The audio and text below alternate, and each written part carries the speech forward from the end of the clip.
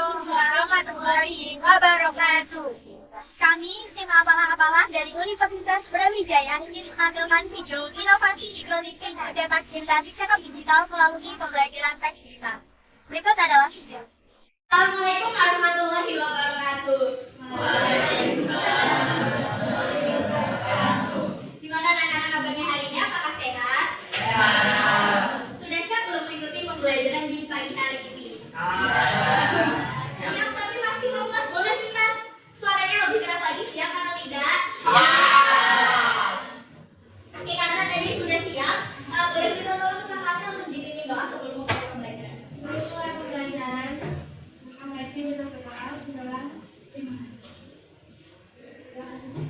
Terima kasih ya. Oke, hari ini siapa yang tidak hadir? banyak. Siapa saja? Iya, lalu? Radit, Nela, Zahra, Nika. Sudah 4 ya?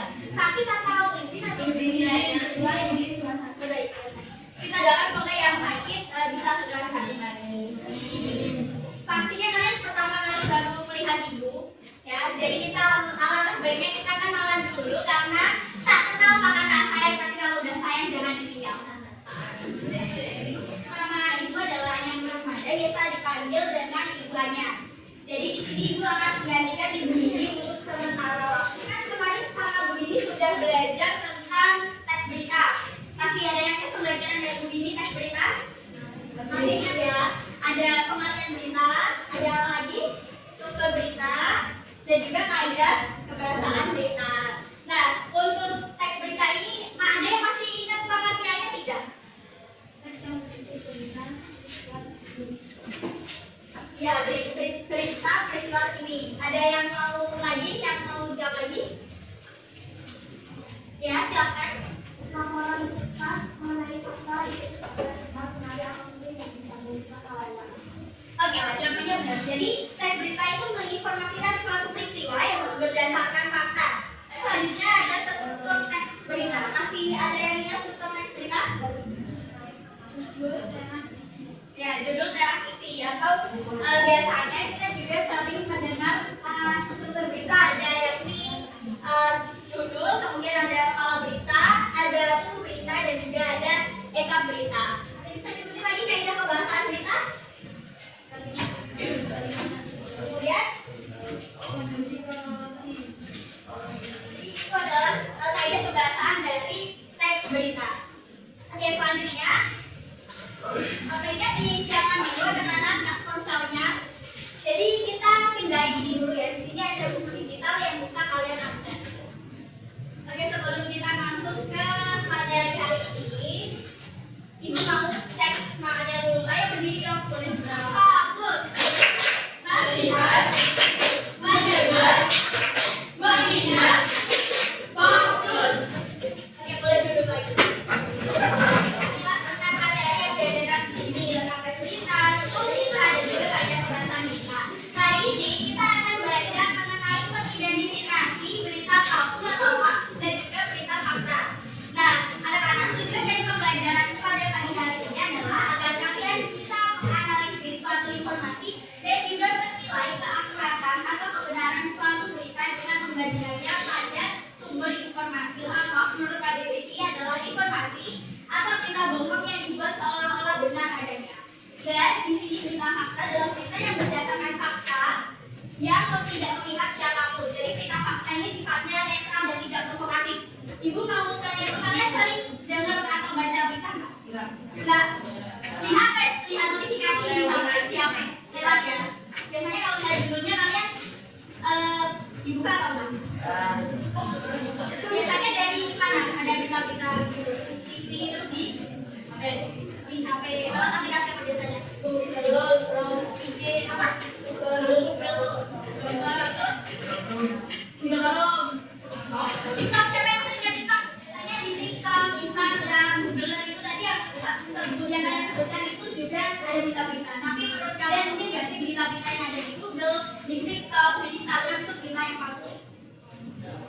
Ya benar sekali. Mungkin apalagi kalau beritanya itu nggak tahu sumbernya dari mana. Misal kalian kadang kalau di bahasa keluarga sempat ada Pak Dede nge-share link berita atau tidak biasanya? Nah itu perlu diwaspadai, itu beritanya palsu atau fakta, karena kadang beritanya kan kita nggak tahu ya sumbernya dari mana, diteruskan misalnya. Langsung aja kita ke tips cara mengidentifikasi berita. Jadi kita harus tahu berita itu palsu atau fakta. Pertama apa boleh dibaca mas? Verifikasi sumber. Ada yang tahu verifikasi sumbernya apa? Jadi tahu sumber berita. Ya betul, jadi tahu sumber berita. Jadi sumber berita yang dicari tahu harus terpercaya, harus situs resmi, sumbernya harus resmi. Karena website yang nggak jelas itu kemungkinan besar beritanya juga nggak jelas. Paham anak-anak? Selanjutnya yang kedua juga jelas. Periksa fakta. Ada yang tahu periksa fakta maksudnya gimana? Ayo cari tahu fakta ya.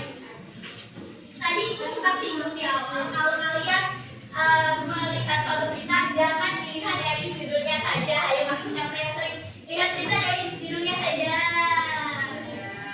Banyak yang aku ya. Kemudian yang ketiga ada cek kesesuaian. Selanjutnya ada bandingkan dengan berita lain. Nah, bandingkan dengan berita lain ini maksudnya jangan terpaku pada satu sumber saja. Sekarang kita main ke masuk ke air berarti. Jadi kita mau main ini, tapi kayaknya bareng-bareng aja. Jadi ibu bukan sini. Yang pertama ini ada informasi bohong. Apa jawabannya?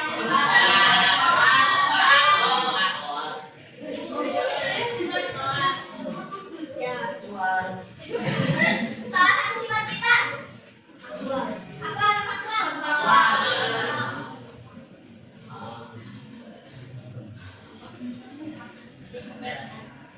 Kita masuk ke selanjutnya yaitu bermain dengan teman. Bermainnya apa? Bermainnya adalah mengerjakan tempat kerja masing-masing.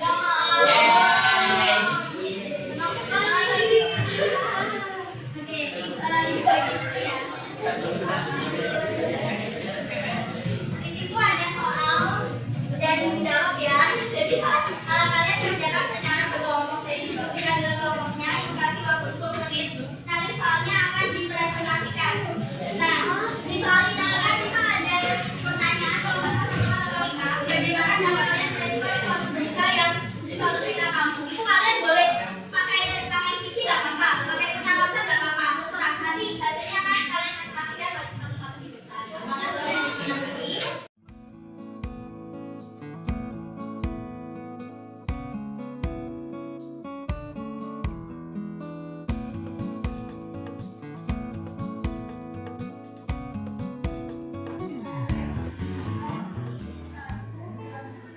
Terima kasih, tepuk tangan buat teman-teman yang sudah belajar tentang cara mengidentifikasi berita palsu dan juga berita fakta. Ada yang kurang dipahami atau ada yang mau ditanyakan tentang pelajaran kali ini? Sudah paham ya? Jadi kesimpulannya adalah kita sudah bisa mengidentifikasi berita hoax dan juga berita fakta. Seperti tadi yang disampaikan oleh kelompok 3,